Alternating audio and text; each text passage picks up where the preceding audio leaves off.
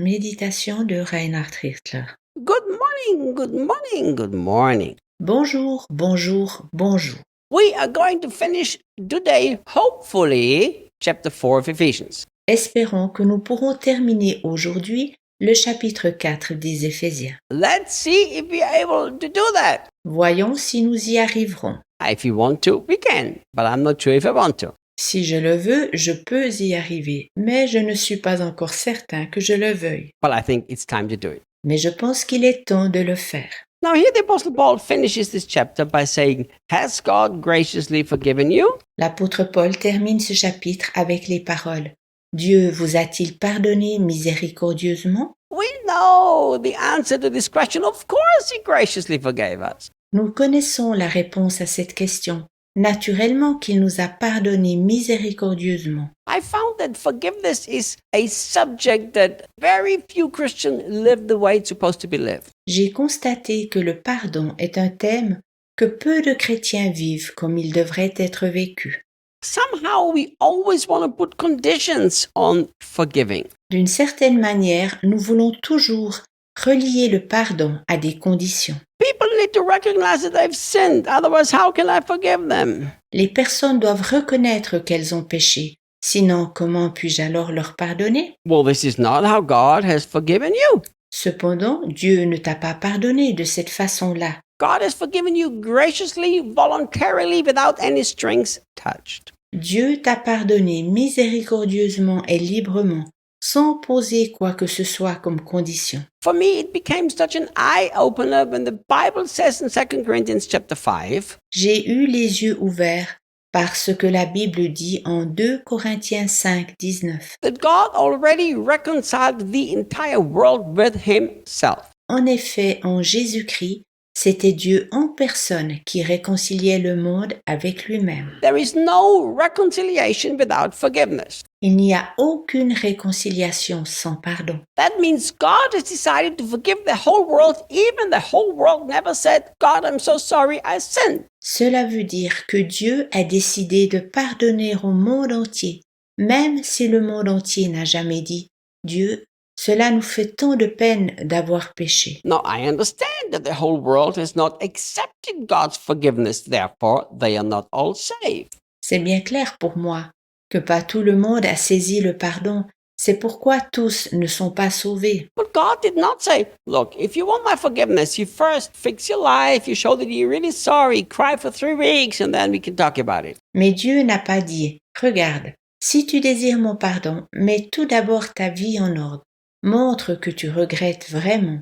Pleure durant 3 semaines. Ensuite, nous pourrons en reparler. » God has graciously forgiven us, and this is a truth we must fully receive in our hearts. Dieu nous a pardonné miséricordieusement. C'est une vérité que nous devons saisir pleinement dans notre cœur. How many Christians never receive what belongs to them from God because they live with guilt and shame? Tant de chrétiens ne saisissent jamais ce qui leur appartient de la part de Dieu, car ils vivent dans la culpabilité et la honte. In my mentoring program that I have, I recorded a whole series about guilt, shame. Dans mon programme de mentoring, j'ai enregistré toute une série sur la culpabilité et la honte. And I had so many feedbacks from people who said that they've lived with this guilt and shame for decades of their lives. Ainsi, j'ai reçu tant de retours de personnes qui disaient qu'elles avaient vécu des années durant dans la culpabilité et la honte. How can a Christian live with guilt and shame when God has graciously forgiven them every single sin, past, present, and future?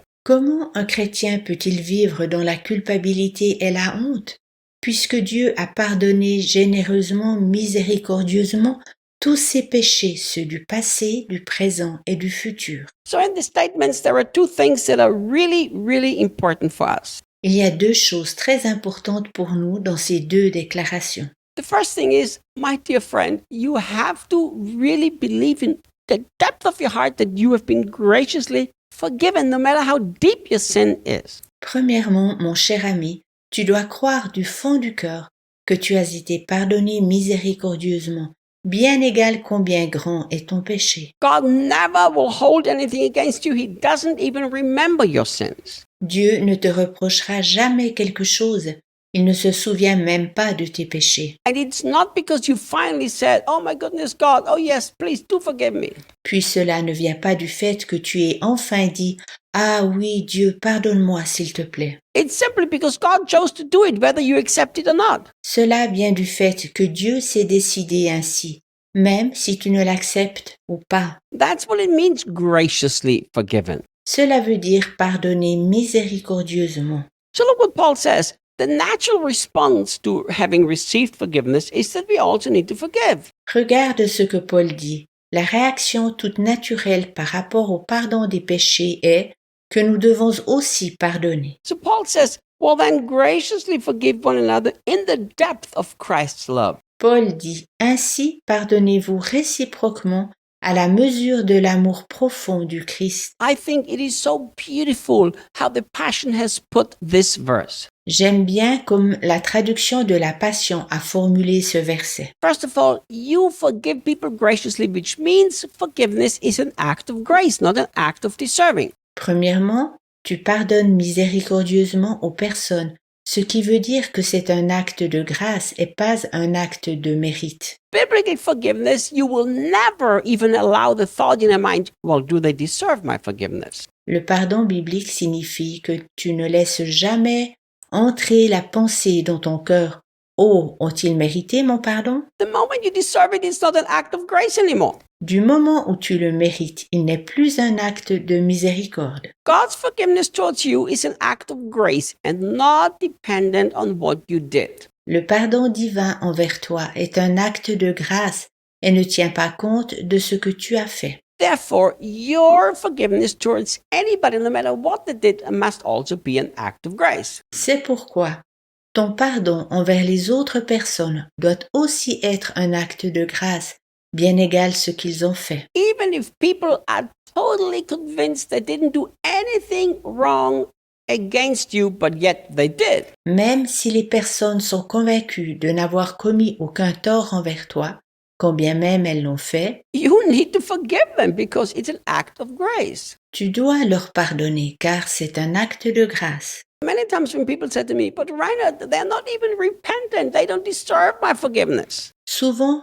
lorsque les gens me disent « Mais Reinhard, ils ne sont même pas repentants et ne méritent pas mon pardon », I tell those people, well, do you really think that you deserve God's forgiveness? je leur réponds « Crois-tu véritablement que tu mérites le pardon divin ?» My good old friend Michael Sullivan said this. Mon bon vieil ami Michael Sullivan a dit ce qui suit. We ask the wrong question when we ask, how can a God of love let people go to hell? Lorsque nous demandons comment un Dieu d'amour peut laisser les gens aller en enfer, nous posons alors la mauvaise question. He said the right question is, how can a just God allow anybody into heaven? Il disait, la bonne question est, comment un Dieu juste peut-il laisser aller quelqu'un au ciel? You are going to heaven because God's act of grace forgave you. You have to do the same thing to the people around you. Tu vas au ciel car Dieu t'a pardonné au travers de son acte de grâce. Tu dois faire pareil envers les personnes autour de toi. But look what he says. Cependant, regarde ce que Paul dit. Then graciously forgive one another in the depth of Christ's love, not in the depth of your own love. Alors pardonnez-vous à la mesure du profond amour de Christ, pas à la mesure de ton profond amour. The love of Christ for you is deeper than the deepest ocean. L'amour divin pour toi est plus profond que l'océan le plus profond. The love of Christ for you is so deep that you could sin every day 100 times and you would still be forgiven. L'amour du Christ pour toi est si profond que tu pourrais pécher 100 fois par jour et tu serais malgré tout pardonné. And you are supposed to forgive in that depth of love. Et tu dois pardonner avec le même amour profond. A Christian who holds offense in his heart doesn't even understand what they do to themselves. Les chrétiens qui portent dans leur cœur des offenses ne comprennent pas même le mal qu'ils se font à eux-mêmes. Every day they are taking a knife and stabbing their own heart. Ils prennent chaque jour un couteau et le plantent dans leur propre cœur. And besides that, they don't express Christ very well. En plus, ils ne représentent pas même spécialement bien le Christ. So let's forgive just as graciously as God has forgiven us in Christ Jesus. Pardonnons alors exactement comme Dieu nous a pardonné en Christ. We conquered Ephesians chapter 4. Yay! Youpi, nous avons terminé Éphésiens 4. And guess what? Et sais-tu quoi? I will see you guys tomorrow. Nous nous reverrons demain.